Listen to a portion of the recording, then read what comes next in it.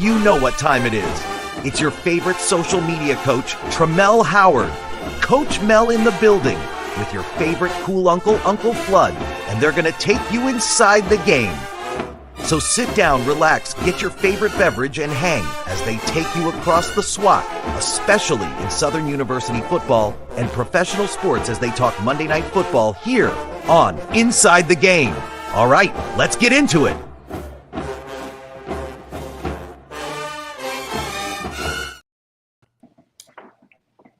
What's up? What's happening? What's happening, man? You know, the transfer portal.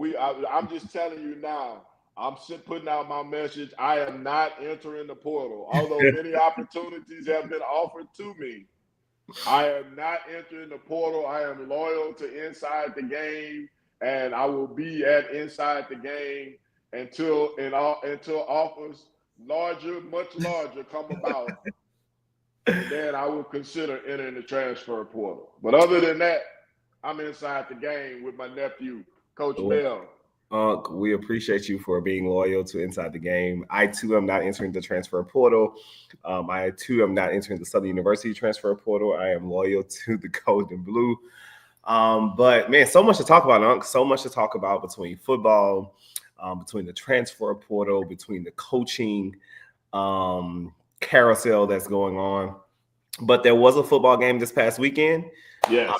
Jackson State destroyed South Carolina State and Coach Chennisberry 28-7. So give us your initial thoughts on the game that we saw this weekend. This OSU.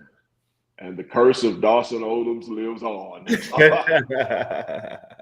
No way we could have ever thought that South Carolina State could win a big game. No way at all. But no, I mean, Jackson State just completely came out and dominated that game from start to finish. They left no doubt. They did exactly what they have been doing all season.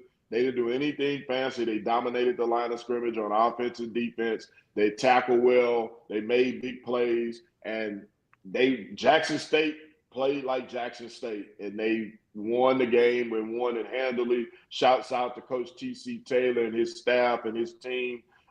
Just to clarify, this is T.C. Taylor's program. I said this in the beginning of the season. Deion Sanders put him in the spotlight, but T.C. Taylor brought back the swagger. He brought back the Jackson State swagger because he is Jackson State.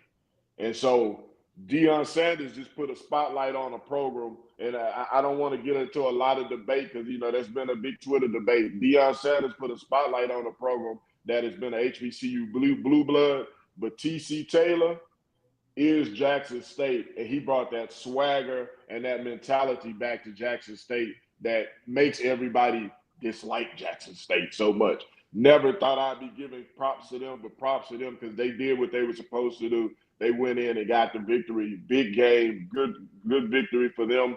If their fans just weren't so obnoxious, then you could actually be happy for them. Yeah, I know. So first, congratulations to Jackson State. It's painful. Like, I love my friends that are at Jackson State, but it is always painful to see them on top, but in a good way. You know, we always talked about when they were down, like a good Jackson State makes a good SWAC, and so yes. Like that is literally what that is. They dominated. They showed why they were supposed to be there, and I think the story of T.C. Taylor is the story for me too, because there were so many people, including internal Jackson State folks, when they made the hire post Deion of T.C. Taylor, that just didn't think that he was going to be able to carry them to the prominence that they had under Prime's leadership. And he has single-handedly shut up all doubters, including doubters that wear blue and white. And we're so proud of, you know, having a championship this past weekend. So I think the story of this program is T.C. Taylor. The story of this program is A.D. Robinson for, you know, making that type of hire after making such splash hire to make a very, like, you know, not so sexy, if you would, hire. Yes. And then go with someone who played football there in the hometown, you know, all of those things. And so shout out to that program. And they, like you said, they did what they were supposed to do. So that is now 2 back-to-back for the SWAC. You know, for those who count FAMU SWAC, I count them as the SWAC. They're in the conference. Yes, they are. So that's 2 back-to-back for the SWAC. I mean, so a lot of things, like the top of our league was Jackson State, and last year was FAMU. And so, like, this idea that the SWAC was less than or not able to compete with the MEAC has always been foolery to me. But it's showing that the top of our class is able to dominate the top of their class. And I think that I don't think that this is like a writing on the wall that there's this dynasty that Jackson State is building. I think that there are other programs who are like within reach of being able to compete and be competitive. But Jackson State has proven while they're at this moment, they're a step above everybody else. And so we all have work to do in other schools in order to reach that level. But shout out to Jackson State. Congrats on the HBCU National Championship. I consider the Celebration Bowl that too. People don't like that either, but I consider it the HBCU National Championship until we get some kind of other system. This is the system that we live in. Well, the other schools opted out. They decided they wanted to go play in another conference. That's their business. We got our thing over here. Y'all wanted to. And let me tell you, as a Jaguar, I can't wait until we're able to say we're HBCU National Championships and win the Celebration Bowl. I'm gonna tell you, I cannot believe we have not been to the Celebration Bowl yet. But I digress. I'm gonna leave it at that, just because I know that there are certain groups of people who are on social media who will look at our show and clip things out, and then you'll be on the billboard at the next game. Yes. And like I tell them all the time, if you do that, remain anonymous, because I fight. I will punch you in the face. I like to say that we have, in fact, been to the Celebration Bowl. The Heritage Bowl walked so that the Celebration Bowl could run. And so, as far as me, the Heritage Bowl is the Celebration Bowl. So we've been there. We just haven't been in this new era of time. But no, I think that it's a great game. I've been every year. I didn't go this year, but I've been every year, even without Southern playing in this era of the Celebration Bowl. And I think it's just a great time to celebrate our culture. You see schools represented from across the country. And so people have been talking about, attendance was like 30,000+. And I was like, oh my God, nobody was at the game. When you look at that comparative to every other bowl game, as the numbers continue to come out, the Celebration Bowl continues to lead the charge of Power 5 New Year's 6 playoff games. And that's just what it is. And so that's our game. It's for us, by us. Like, we need to celebrate it and we need to support it. I'm way more interested in the television numbers and the attendance numbers, because bowl game attendance, it'll be right there and probably in the top 10, if not the top 10, at least the top 15 in terms of bowl game attendance. I'm really interested in the television numbers. I would suggest that the numbers are pretty good. They were good enough that that ESPN decided to back it, to try to tail in on it with another FCS game. So they tried to capture some of that crowd for the next FCS game, because the fall game after that was an FCS playoff game. So that tells you that the Celebration Bowl has coattails in terms of viewership. So that's a good thing. Another thing I want to tell you is about the Celebration Bowl is I think Desmond Howard did a disservice to Jackson State.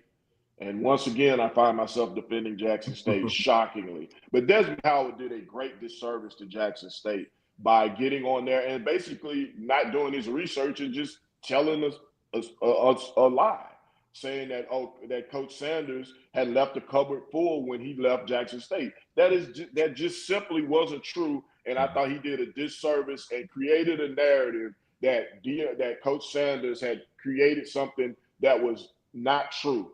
This is, like we said before, this is what T.C. Taylor created. Over 60 of those players, if I remember the number correctly, had left the program that Coach Sanders brought in, and he had to totally recreate this program in his way he wanted to do it. And he brought in the players, and he created the system, and he brought the swagger back to Jackson State. So I just wanted to get that in, because I don't like when guys get on platforms like that and create a narrative that's just not true. And they usually only do that about HBCUs because they don't do the research, or the producers who are providing them with the information don't do the research. Yeah, and I think that was foul. And I think it's a couple of things though. It's like, because it's a half-ass job when they have our games and they have our production and they feel like they could just half-ass it. and not and I think that was obvious the way Coach Prime left, and I love Coach Prime, but the way he left Jackson State was just how he, not just leaving, but the how was the real issue, including how he departed the field the night of the SWAC championship to go take a new job. So it wasn't necessarily ever about him leaving; it's the how. And so the idea that he left this great, he added a spotlight to a program that was down and out in the moment, but this TC Taylor should be applauded, supported, and awarded for the work that he's been able to do with that program to get them to where they are today. And so shout out to TC and the work that they're doing over there. Exactly. And, with everything else going on, they represented the SWAC well. They made a nice paycheck, did a good job. I was really disappointed on the flip side. I was really disappointed in the way Coach Chennisberry's team showed up. They didn't look good. They didn't look prepared. They looked out of shape. They kind of reminded me of a 2018 Southern team, a 2017 Southern team, 2014 Southern team. I mean, it just is what it is. I mean, I know it hurts people's feelings, but I wasn't surprised, but I was disappointed that they didn't show up. Number one, better prepared. Number two, in better shape, because they were falling down, cramping, losing players left and right. I thought that South Carolina State getting to the big game like that would be better prepared and in better shape, and they would make a better showing against Jackson State. Yeah, I expect them to be more prepared too, and because that was kind of one of the debates that folks have is like with us having a SWAC championship game, they get a lot more time to like prepare for the Celebration Bowl. But I thought that it served Jackson State well to have had just played a game and they were fresh on their legs and all of that. I mean, you can clearly see that it's almost like South Carolina State thought the season was over and went until like it looked like a first game experience and how folks look when they're just coming off having the first game of the season. And that was sad to see, but great Celebration Bowl. Shout out to the folks who were able to attend. Shout out to Jackson State again for winning the game.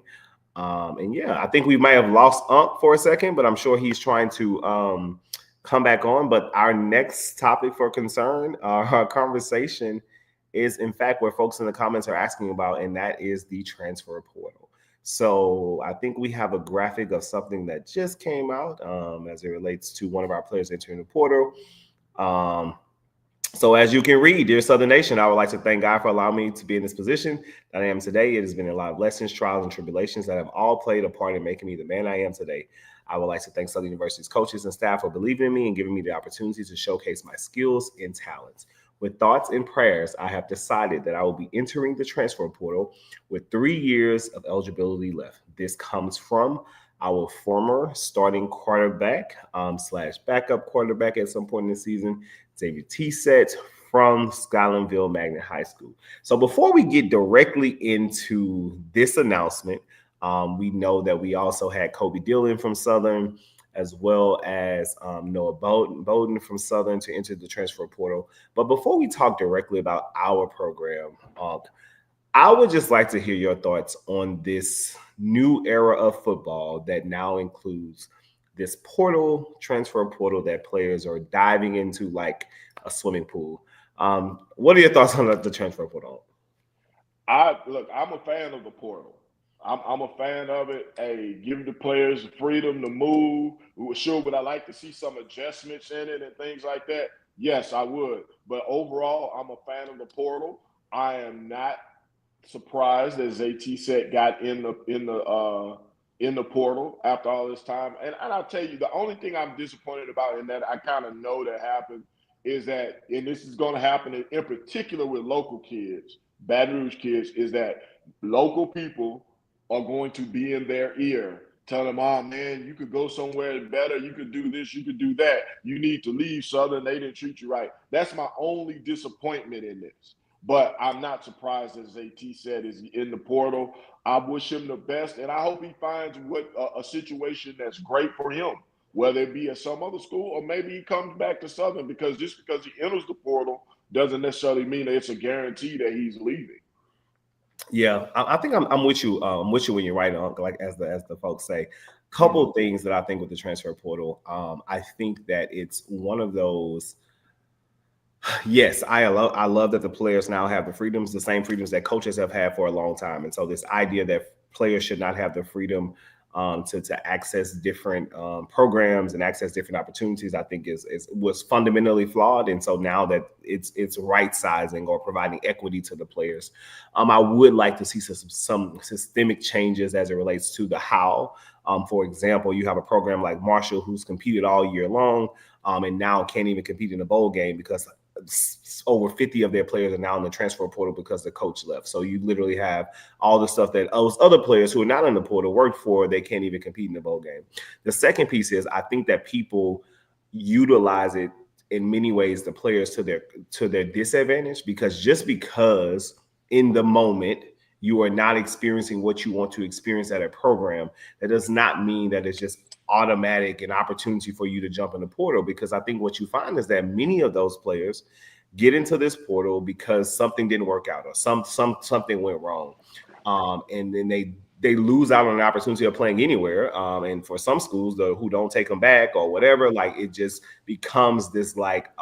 There's over 6,000 players, I think the numbers that they quoted, some crazy numbers like that the other day, that are in the portal. So it doesn't necessarily always mean that you're going to get the best or better situation. And then with this money situation, many of them are chasing money. And I mean, the reality for especially like a lot of players, if you have not been identified as that player, like who's going to get all of this money for going in the portal, is really is unfortunate that for example, the linebacker at Grambling, like people are literally jockeying for him to be in position in the portal, so he will land pretty much on his feet. But for the players, that's not the reality. Exactly. And to your point of the folks locally in this year, like, oh, Southern, but I thought Zay got a fair shot at Southern. I thought so too. Disagree. I thought so too. But I read social media, and not that means everything. But I read this, and people saying, well, the offensive coordinator, they needed to change the system. Well, the system is the system. You know what I mean? The system is the system. You came into the system knowing what it is. And I'm not blaming Zay for that. But I don't think that Zay didn't get a fair shot. I think he got more than a fair shot to make the job his. Yeah. And I think that's one of the other things that I think that's so unfortunate. And to your point, I'm hoping that whatever opportunity Zay is looking for exists for him and that he lands on his feet, because I think he's a great kid. I think he's a brilliant kid. Yes. I think he is a smart kid, a very respectful kid. And I think and I hope that whatever he's looking for exists out there for him and he's able to see the success on the collegiate level that I think he so rightfully deserves. Go ahead. Go ahead. No, go ahead. I was just going to say, all I'll say is if he ends up at the school up north, I would be looking at some tampering. That's just me. That's just me. Well, that's the rumor. That's the rumor. I have a sneaking suspicion that that's where he's probably going to end up. And if that is the case, I would definitely be, I look at that with a jaundiced eye. Well, that's the rumor. The rumor is that when it happened, my phone started blowing up, and the first 20 messages was all saying that they think he's going to end up at in the school up north is a great way to put it. But I think it's almost a damn, and part of the reason why I think Nick Saban in his ways got out of this in this moment, because it's almost damned if you do, damned if you don't. Because when I'm thinking about, so if I put on the coach's hat, you don't have the time to develop a team. You don't have the time to develop a program because everybody is this win now mentality. But the moment that you make adjustments within a season to see that you can win or things don't go a certain player's way, they're immediately going into the transfer portal. And so it's you damned if you do, damned if you don't. And so I could only imagine what it feels like to be a real coach. I'm just Coach Melle for fun, but to be a real coach and get the livelihood out of that and trying to balance the portal, kids' feelings and building a program, fan pressure, alumni pressure to win now while you're still trying to develop. It's tough. It's tough. And so I can only imagine what that looks like for coaching and coaches right now. Yeah, it's got to be, if you're a coach, you literally have to re-recruit the people that are already on your team.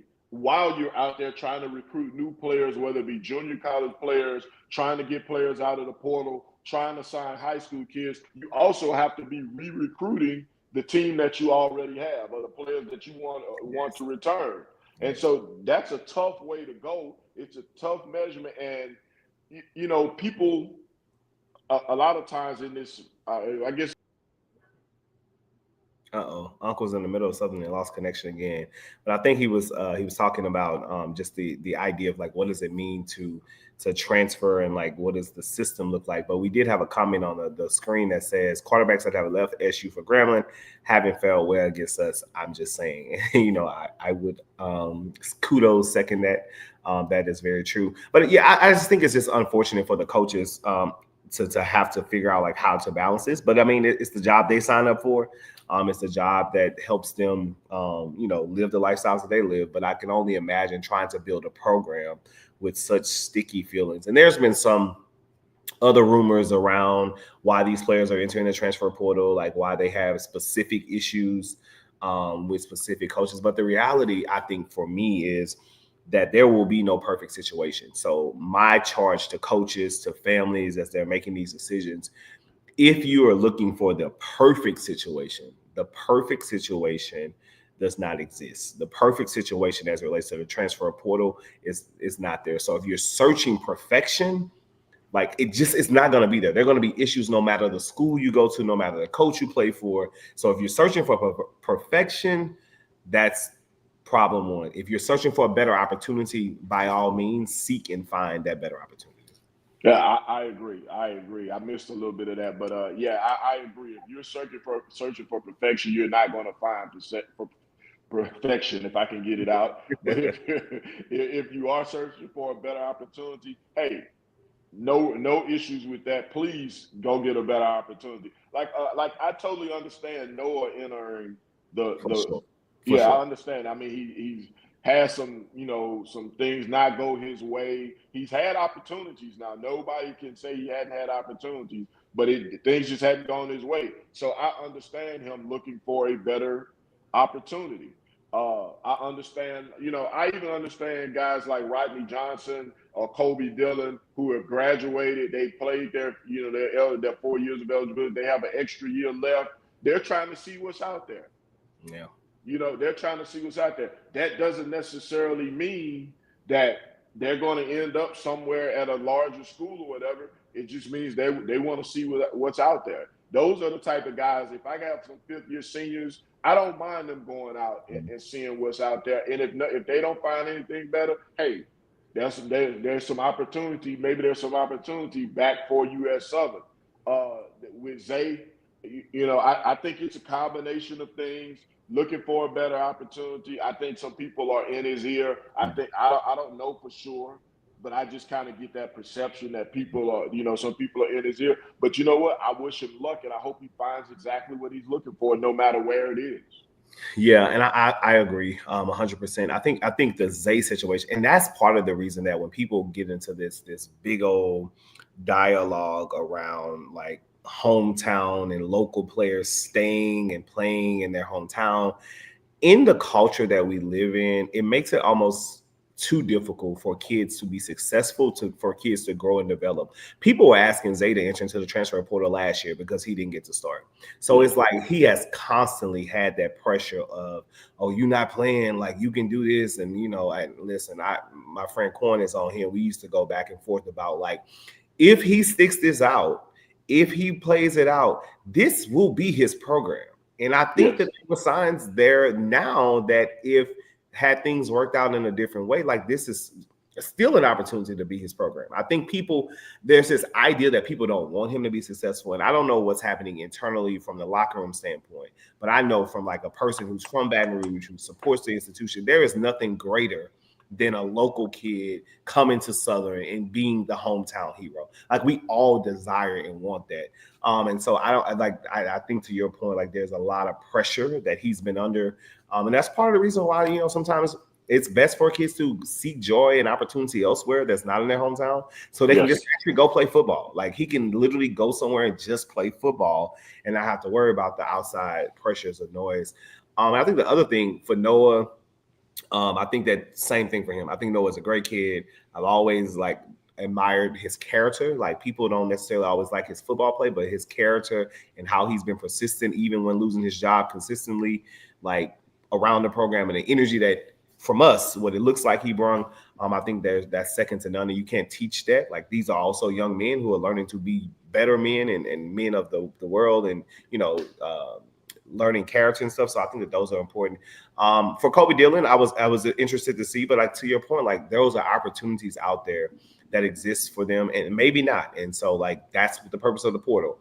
But I just don't. I think it seems impossible to be successful in because I mean you have players from Jackson State entering the portal. Like yes. They just won a national championship. Like they are on the high of the highs, and you still have players like entering the portal.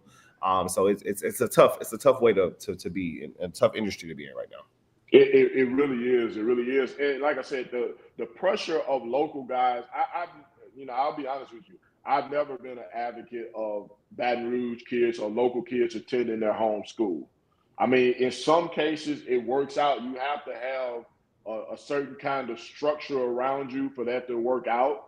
But I've never been an overall advocate of it because I've seen it fail too many times because of the people. If you don't go and you're not an immediate hero as soon as you touch the campus, then the neighborhood, the people who are outside, or people in the community are in your ear. They're against the university in most cases. And they're in there, that person's here, man, why you not starting? They need to be doing this and they need to be doing that without even having all of the information, and so I just never have been an advocate of those relationships. In some cases it works out, but for the majority of cases that I've seen, it doesn't work out well for either party. So I think in most cases, it's probably better for those young people who are local people to go other places. And if they're successful, God bless them. Yeah. I mean, because we've seen some of the most successful Baton Rouge kids who went to schools like Alcorn have the game of their lives when they play schools like Southern and play their hometown. And so, like to your point, I think it's a sticky situation. And I think that's also though part of why, like at the beginning of the year, when like even last year when Zay was coming to Southern, I was like, I hope that the downfall of this kid who's such talent is not the people around here who are in his ear. Because even like I said last year, people were saying some of the craziest things. Like the man, he first of all, to him, like he was a great student. Like I don't think people understood like the love that he had for the program that he was in agriculture and how he's adapted and became great there. So there is a part of his life that is now being uprooted because of the people and noise around football. And I think that it's just sometimes unfortunate that the kids have to deal with that. But student athletes is what they deal with. There are a couple of questions in the chat, Uncle. I think we would be good to talk through. Around the same realm too. One is, are you accepting players back who enter the portal? And do you think that coaches would take him back if he decided to withdraw his name? So what are your thoughts on like entering the portal versus coaches deciding to take them back once they have entered the portal? Well, I think it goes two ways because see, some people enter the portal because they're told they're not welcome back. See, everybody thinks that people just jump in the portal because they're looking for something better. But a lot of times they're told by the coach, hey, man, it's not a place for you here. We're moving on. We don't, get in the portal and see if you can get somewhere else. So that's part of it. The other part of it, if it's a player that they value enough, yes, they're going to take them back. If it's a player that they value and they feel like they can need, it's going to help them be successful, yeah, they're going to take them back. But not all the players that are getting in the portal are welcome back or to the program because some of them have been asked to leave. Yeah, that is always an interesting take. I think for me, I hope, I don't know what the exit strategy is, because what the exit strategy has seemed to be now is that kids get these posts together for social media. They put them on social media, and then that's when the conversation. And listen, I love ChatGPT, and that's when the conversation starts. So I would hope that like there is some structural system changes that coaches are having, like when you're out front of some of this stuff, like, or you're able to have conversations. Because what it does is like sometimes it creates a rift in the locker room when you're entering the portal, removing yourself from the portal, coming back, and like there's still a culture that you have to build within the team. For example, for the 49ers. This is not the Porter conversation, but we had a player basically quit on us in the middle of a game last week. And now, like, you can never be welcome back to the 49ers to play a down of football because you quit on our team. And like you now got other players speaking out on what your actions. And so like you don't want to create this discourse in the locker room. So I think sometimes as a coach, like I would want to build that system to have these conversations because you can't just, when things don't go your way, just be like, oh, I'm running from it and then try to come back. Because now people, it's like a classroom. Like you got to build that for yourself and what the culture you want to have. And so I hope that there was conversations with these players about like what they're looking for, like what is the opportunity and like what is exactly, if we had those players on the call, that would be my question for them. Like what do you identify as a better opportunity? And like, do you believe that it's out there? How do you make sure you land it instead of just like chasing? Because look at TJ Finley. Somebody asked me about him today. He's been at like 7 schools. Like, I don't want to be his 8th school. I'm sorry. I don't care how good he is. I don't want to be his 8th school. Well, but in this is a different era of college football and college athletics. We're talking about an era where college football or college athletics people was built on brand loyalty. We're not there anymore. That we're past that. I don't care if this is 7 school. If you come out and you help me win football games, that's all people care about. If you help me win football games, that's the bottom line. And that's kind of the mentality that's been developed now, in terms of where kids are moving, where young people are moving, where the student athletes are going, is can they help you win? How much can they help you win? You know? And I think that's the tricky part for me because like I'm thinking like speaking for me as a coach, as the one, so like how do you build culture in that environment? And I think that it's such a win now mentality that it's like you got to decide like are we winning now or are we like it's a lot. And so I would hate to be a coach. And so like Unc is taking a player at his 8th school. Coach Melle is not sure if I'm ready to take a player who has been to 8 schools and you should be graduating in 4 to 5 years and you've already been 8 schools. Like I don't think this is TJ's 8th school. But again, if he came and he won and that's one of the things. Another question was like, so now, and I would love to get Unc's take on this. I think we might have lost him again, but it says, so now if you take a high-end quarterback in the portal, do Woods even stay? There's a couple things. So I think that when we made the offer to the quarterback from, I think, UAPB, if I'm not mistaken, that was interesting because, again, going back to what I said about the conversation. So, like, if I'm a player and in the locker room and I play a position, so I'm the quarterback of a particular team, and I see via social media or somewhere else that you've offered someone in my position, to me, that's the alarming factor that maybe we're going in a different direction. So what I was asking before you got cut off is like, it's also another twofold of this, like the culture building in the programs. So I was saying that for me, like we offered the quarterback from UAPB. I think that was the thing that went out. Did we? The young man from UAPB. Yes. So if I'm playing quarterback at Southern and there's been no conversations with me, and I see that there's been an offer made to a kid that maybe has a year of eligibility left. Obviously, if you have a year eligibility left, that means that you're coming to play now. And if there's been no conversation for me as a quarterback, as a Jalen, as a Zay, as a Noah, it's like, oh, they're going in a different direction. So maybe I should start thinking about what does that different direction look like for me. And so that's what I'm talking about, like understanding and building the culture so that you're not even creating tension amongst players who are already in your program by doing the things following what the football culture in the era that we live in. So that's the tricky part that we want to talk about. That is a tricky part. And like you said, those conversations, like you said, we offered the former UAPB quarterback. So how does that affect the quarterback room? Yeah. What conversations do you have with these guys? Are there conversations? I'm sure there probably are conversations.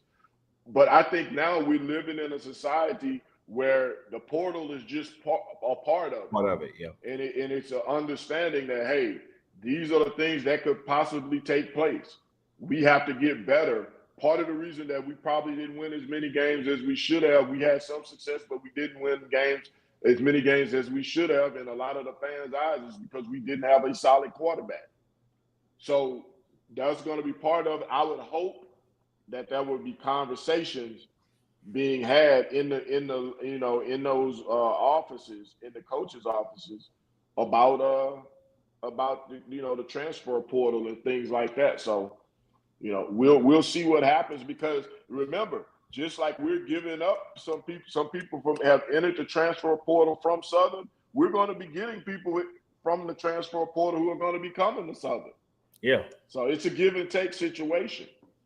Yeah, and I mean, I think I think players understand like depth and like understand. I think there's a question out here about depth is needed. And I think players understand that, you need depth, you need additional players on the sideline. But I think when you think about the portal, though, like you have to really think about like what's happening in your current locker room and then what you're trying to build. Because, for example, if I'm thinking I'm going to be the starting quarterback next year because I've worked, I've been doing, et cetera, I've been made this promise, and then you go offer a quarterback who only has 1 year of eligibility left. I don't know how many years that their man for UAPB have, but I'm saying as an example, 2 years. Yeah, I think he has 2 so years. It's like, well, that looks like a year or so that I'm not going to be playing. So, like, I hope that these conversations are happening. I hope that players are consulting with somebody to figure out what decisions are being made, because you don't want to get in the portal, can't find a better opportunity or what you deem to be a better opportunity, then be it's like, we don't really have no space for you now because you left, so we can offer 7 more quarterbacks. So now you wait,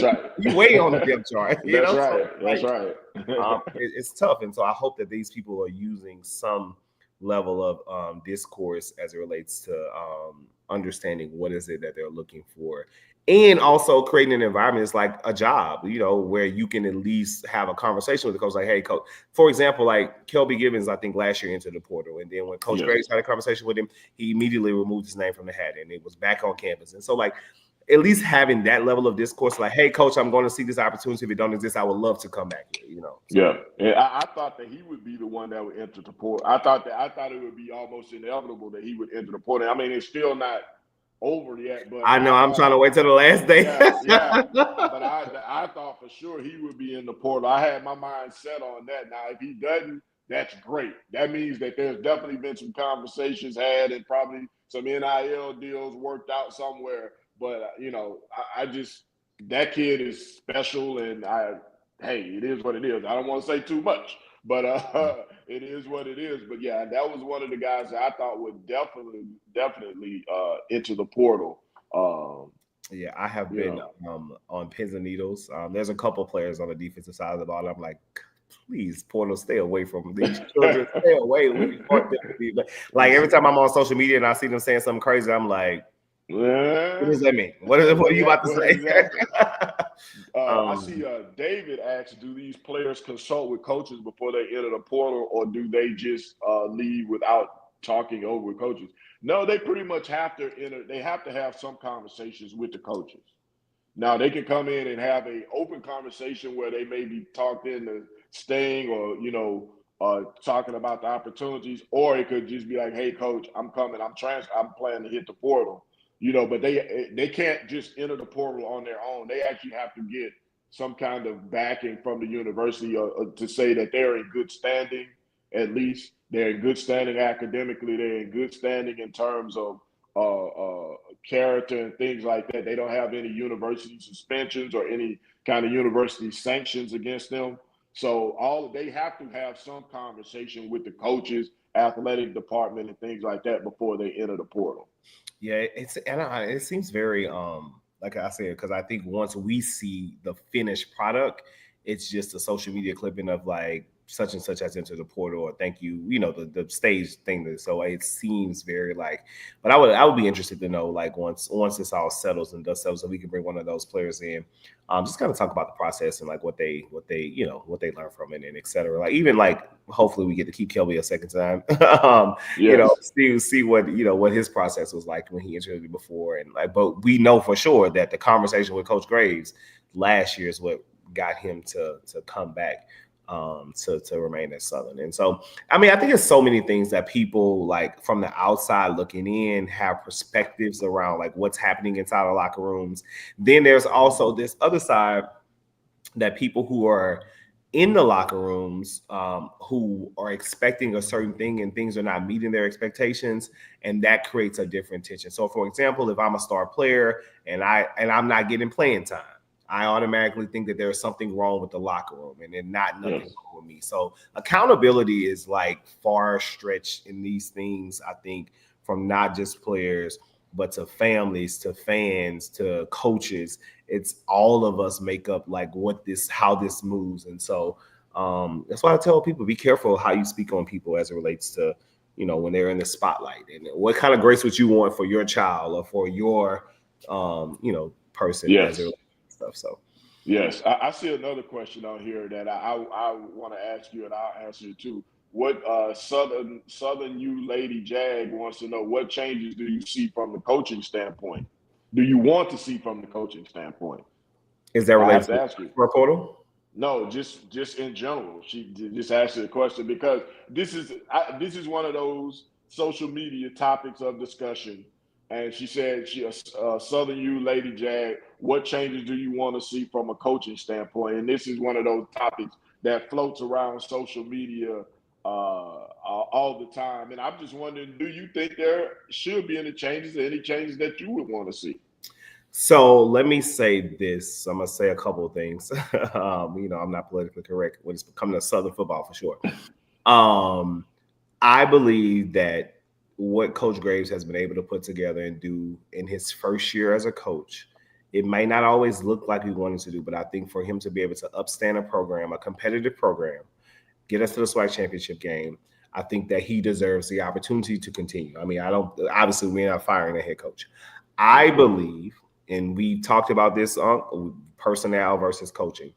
I would like to see something more on the offensive side of the ball. I would like to see more what seems to be preparation, more production, more consistent play at the offensive side of the ball. And what I think for me, that looks like, and this is again from the offensive looking in, I think the offensive line, to Stewart's point, I have been critical of Coach Nivens to no end. I believe, though, that has been this football season um, our most improved product on the field. Like I feel like from game one to the end of the season, the offensive line play got substantially better. Again, this is from Tramel's perspective, but I would love for us to figure out from an offensive production side point, what are we doing with the offensive coordinator? I wasn't a fan that this offensive coordinator should have been at Southern in the first place, but he's here. We know that Coach Graves and Gump are like close friends, so I don't think that they're going to make any changes there. But we need to see what does improvement look like, and I would like for them to like be accountable. Like what are the barriers that they saw as coaches that stopped us from being productive on the offensive line, the offensive side of the ball? Our defense was good enough to win championship. Our defense was good enough to take us to a championship.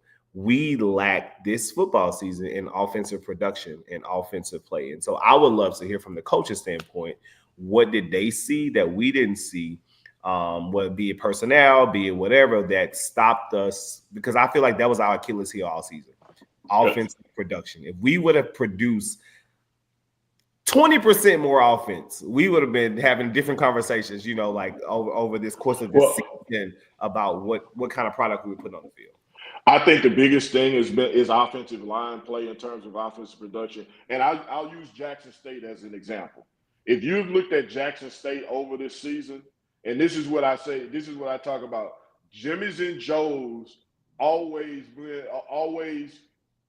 work better than the X's and O's. Let me tell you, Jackson State didn't run but the same 15 to 20 plays the whole season. Like I see people all the time complaining about our offense running the same plays.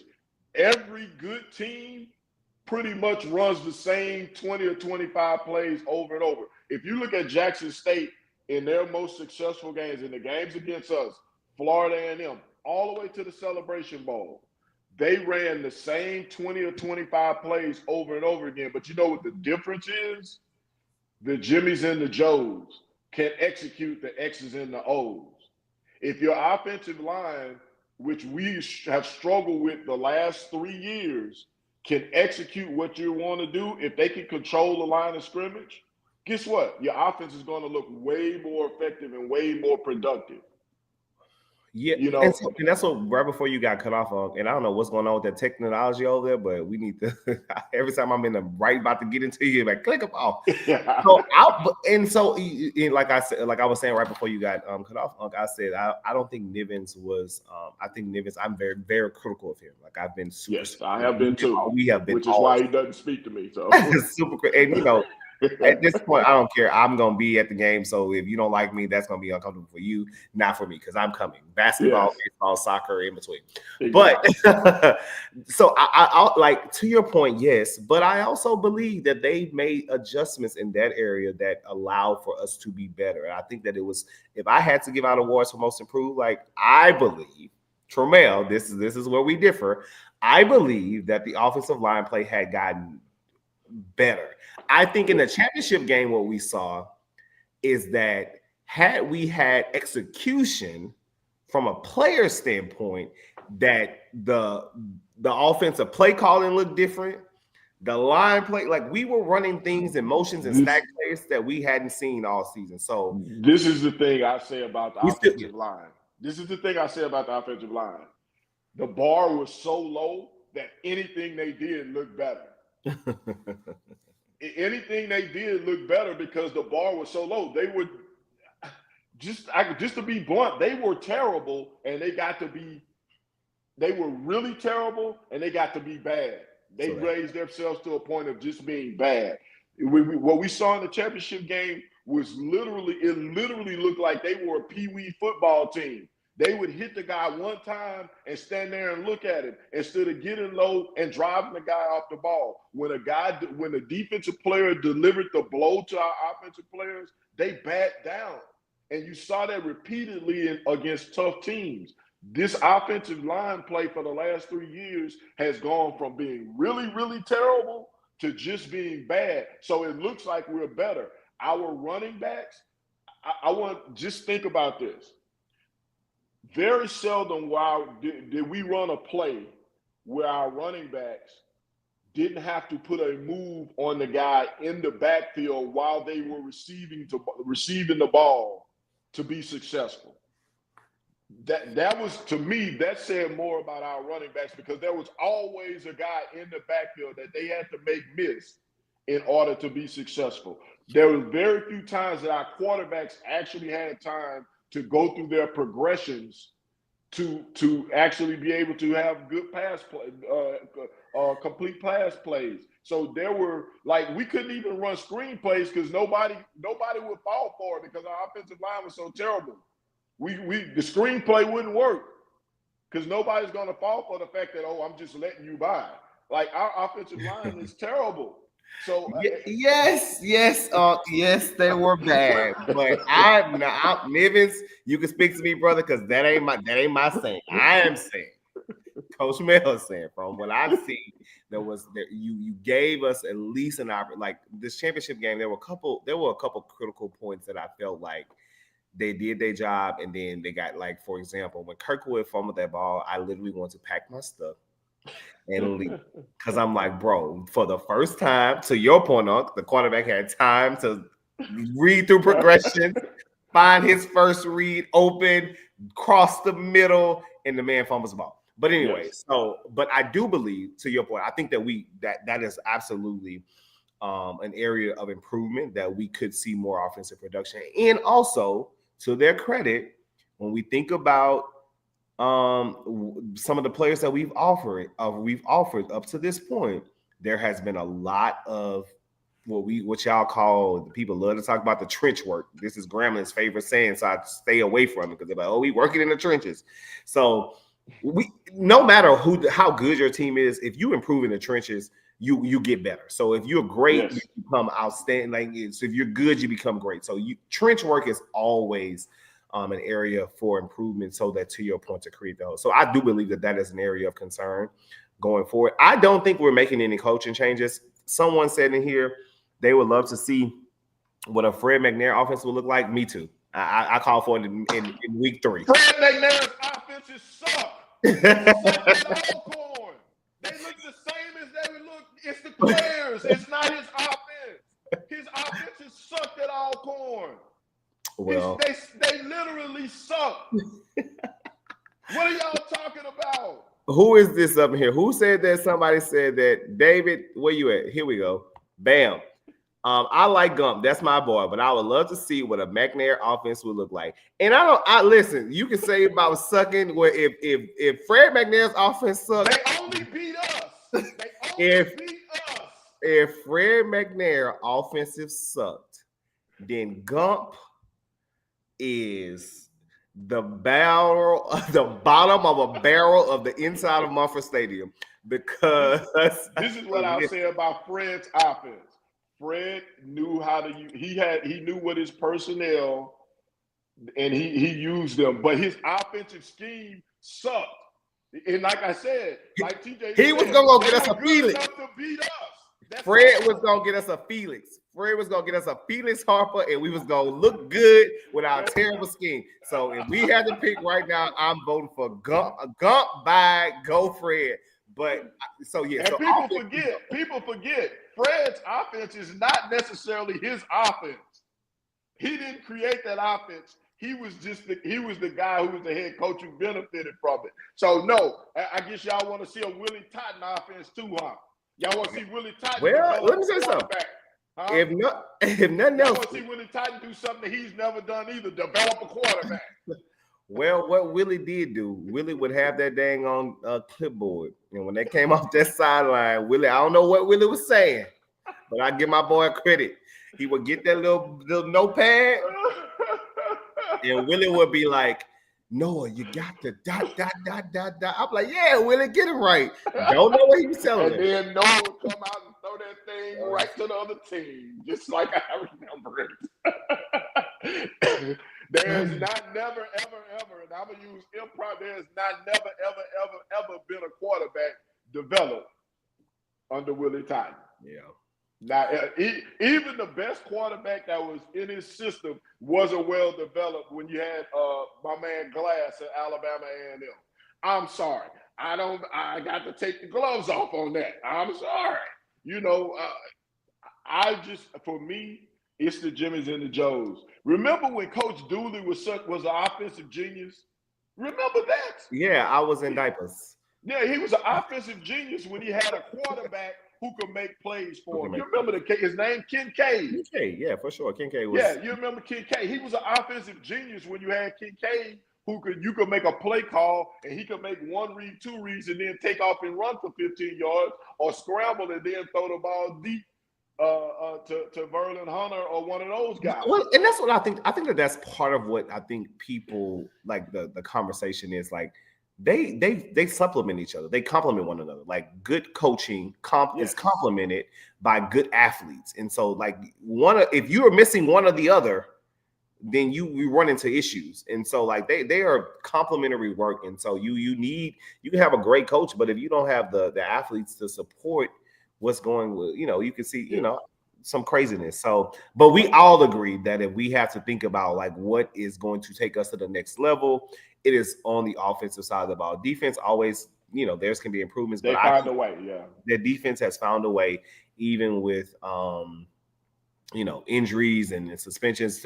And we have a lot of people coming back. I mean, you got the Bristol kid coming back. You have Vince Page. If Kelby Givens stays out, we have a solid core, in my opinion, coming back on that side of the ball that could be that could take us to the promised land. Let me correct something. Kincaid was not an all SEC quarterback. He never started at Ole Miss. Okay, he was like the fourth or fifth string quarterback. That's why he transferred out. All right, he was not an all SEC quarterback. Let's get that straight. We're not going to put misinformation out. But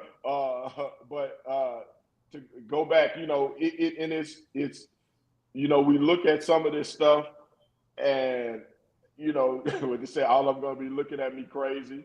Yeah, they probably were. But I look at it, and I think that on offense, the first thing that we have to improve is offensive line play. Like it's seriously, I mess around, but seriously, offensive line play is something that we're going to have to improve if we're going to move to the next level in terms of seriously competing for a championship. We're going to have to get playmakers on the outside.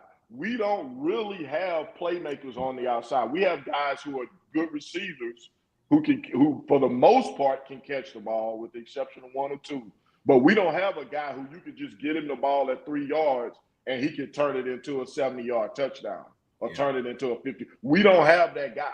Yep. We don't really have a true number one receiver on our team. We're going to have to get that guy, get a couple of guys like that who can make plays. We're going to have to get a guy that when you throw up a 50-50 ball, they go up and get it. Yes. Yeah, we don't have any dynamic playmakers. So I think that's going to be a part of it. And I think on defense, we're going to have to do what we do, and that is shore up the defensive line and replace our linebacking core. Yeah. Those are the things that we're going to have to do if we plan to get better as a program. Yeah, and I think that wide receiver thing was like the most. But I think that there is signs with development, like the proper coaching and development, that those kids could be better. Because I watched one of these plays in a championship game where the quarterback threw the ball up, and it was literally, to your point, a 50-50 ball. And the defender from Jackson State literally just went up and got the ball. Our receiver stood back, waited for the ball to drop in his. I'm like, bro, you got to go be competitive and go up and snag that ball from him.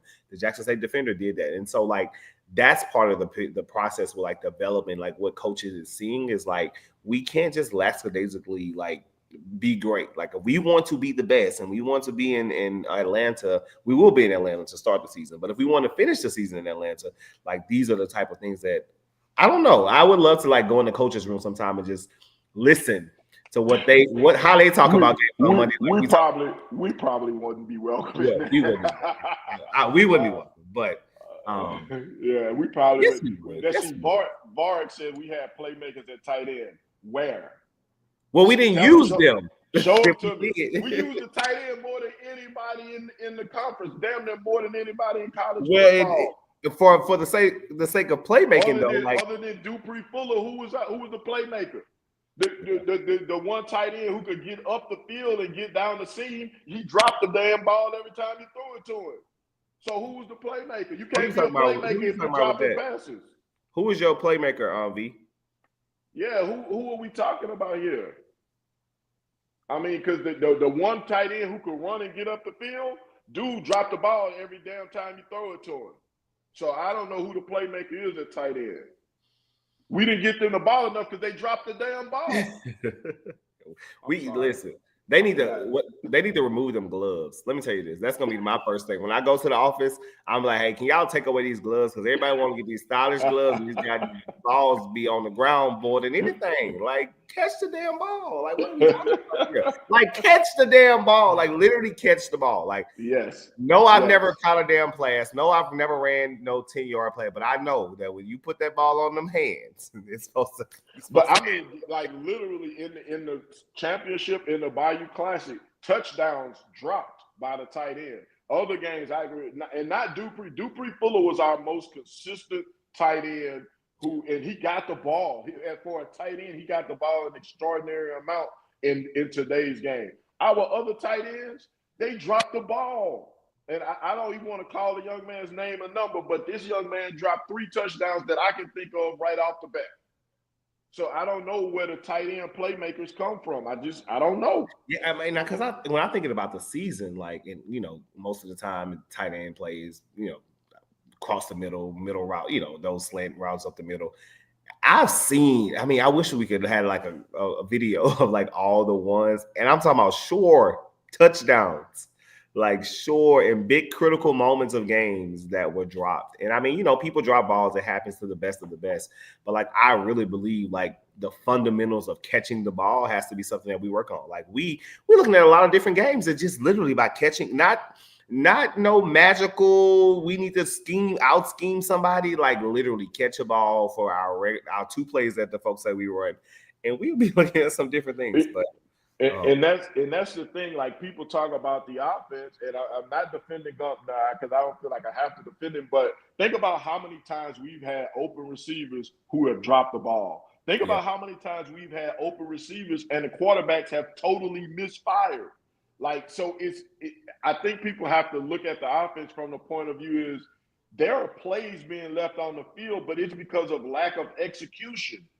Like, it comes back to Jimmy's and Joe's being able to execute. And sometimes it's just simple things, like you said, the ball hits you in both hands. It's not as you don't not even having to make a spectacular catch. Just make a regular catch. Mm-hmm. Just two hands on the ball, catch it, look it in, cradle it, and run.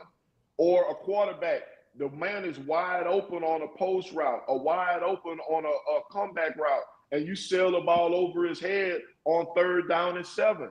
That could keep the drive going.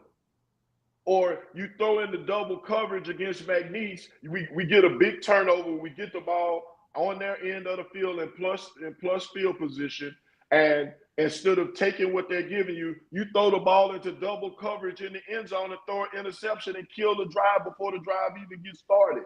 That's not coaching. That's players. That's Jimmy's and Joe's. Okay. Yeah. Well, we've reached our hour. Yes. But like to your point, I don't believe, and people will continue to have these conversations about like, oh, we've lost our quarterback, we've lost our running back, and I just got a text message saying like, what are we gonna do next year? It's like, y'all, we still have like a solid, in my opinion, foundation. And we're going to do like other teams too. Like there are going to be people in the transfer portal who are good athletes who want to come and play at Southern, and they're going to come at Southern and be productive. I mean, we got, some of our best players from the transfer portal. And so like we are going to get that. I think our job is. And in my opinion, our best quarterback is still on the roster so far. He hadn't entered the portal, Jalen Woods. That's just my opinion about it, So shout out to him. And Jalen has a lot of time to develop. He's young. I hope the coaches, and it's tough for them to develop a player when you have this win now mentality, but he has come in and shown that he could get the job done. And I think that he will be a great quarterback. And so we'll see, because I'm sure they're going to go off and offer some more since we have a couple of in the portal now. But listen, this is the college football that we live in. People see we stop pressing the panic button. Every year there's going to be players, even some players who we don't think will enter the transfer portal. And we'll be fine. I think we'll be fine. I think that, Southern will be fine. I'm looking forward to being in Atlanta August 23rd. Mark your calendars. The first game of the season. We're in the SWAC MEAC Challenge finally against North Carolina Central. I think it's going to start making off the season in Atlanta, baby. We're kicking off the season in Atlanta. The game day color is gold. We've already determined it. So start getting your outfits together. But I'm looking forward to that. And remember, it's going to be hot. It's going to be hot. Keep that in mind in September in Atlanta. So it's going to be hot. Want to remind everybody we'll be taking our Christmas break. This will be our last show until after Christmas. We won't be doing a show next Monday, but we'll be back soon after that. So we want to remind you guys. We want to thank all of our sponsors who've been keeping us afloat. Everybody who's contributed. All the people who are inside the game, sponsors and all of that. We want to thank the Southern University Enrollment Management for sponsoring our Athletes of the Week.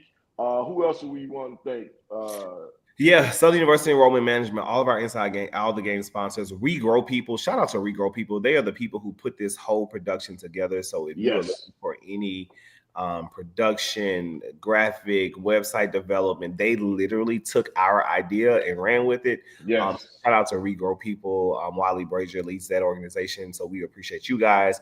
We appreciate all of our sponsors. We appreciate everything. Like this has been great. Like we started this at the beginning of the year as an idea, as a conversation, and we've made it through an entire football season. So that's right. Shout out to us. We'll be back for basketball season and for NFL. We got Super Bowl, NFL playoffs, college football playoffs coming up. So we got a lot of stuff to talk about because we're diverse. We're not just and you know what? I want to say this on a note as we get out of here. To all of you people who decided that you were going to come in and blood suck HBCU sports and blood suck the content and try to use this as a stepping stone. I can't say what I want to say, but I'll just say good luck to you as you move on. All of you as you move on, because, you're just like all of the other people who have tried to use HBCU sports to get ahead and then abandon it when it's not conducive for you. So we're going to be here. And I say that to say, Tramel and I are going to be here because this is what we love. This is our first love. We can talk about the NFL, the SEC, the NBA. We are capable of doing all that, and we will talk about that. But our first love, if you want real HBCU sports from the inside giving you some in-depth conversation about it, make sure you tune in to Inside the Game, because this is what it really is. This is where we're going to be, because this is what we love to do, and we can do both. Unlike some people, we can do both, and we can do it in a manner that is conducive to positivity about HBCUs and putting HBCUs in a positive light, in particular Southern University. Yes, so that is our website, Inside the Game website. We also have a YouTube page. Make sure you like, subscribe. That is how we continue to keep this thing afloat. So if you haven't already liked our YouTube page, please do so. Yes. Subscribe, send it to somebody. There's still time to become sponsors. Our basketball team is doing amazing, so I'm looking forward to talking about our basketball season and all the things that we have going on with Southern University basketball, as well as the rest of the SWAC. So Unc, take us out for the year. Thank you guys so much for tuning in with us. Thank y'all. Take us out, man. I tell you what, if the man upstairs says the same, we'll be back at the same time in the same place. Because as always, Coach Melle and Uncle Flood keep you inside the game. Merry Christmas. Merry Christmas.